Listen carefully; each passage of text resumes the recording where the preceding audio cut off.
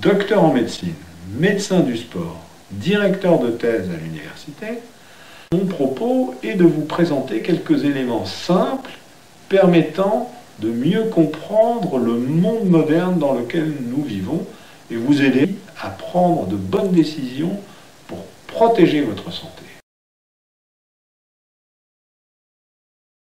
On estime que 5% des hommes et 10% des femmes ont un psychotraumatisme dans nos sociétés.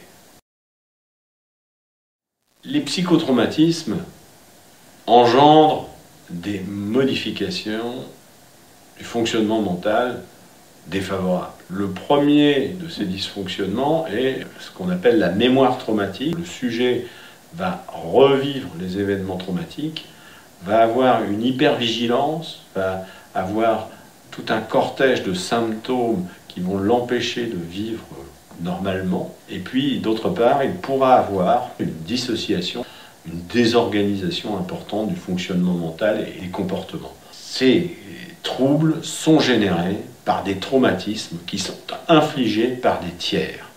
Violence physique, bien sûr viol, et éventuellement, mais c'est plus difficile évidemment à mettre en évidence, violence mentale, traumatisme psychique sans atteinte physique directe.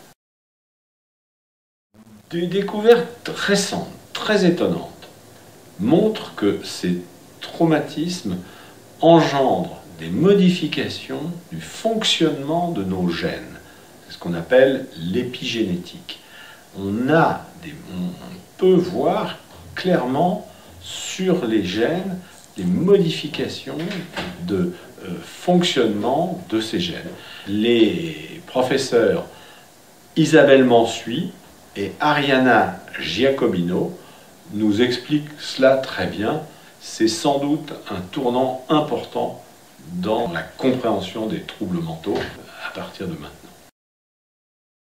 Les conséquences des actes violents que les humains s'infligent les uns aux autres vont bien au-delà de ce qu'ils pensent faire, puisque ces traumatismes se transmettent sur 3 générations.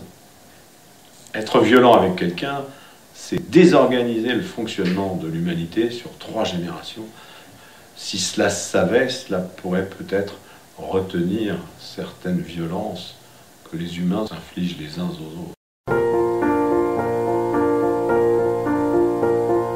Je vous souhaite une bonne santé.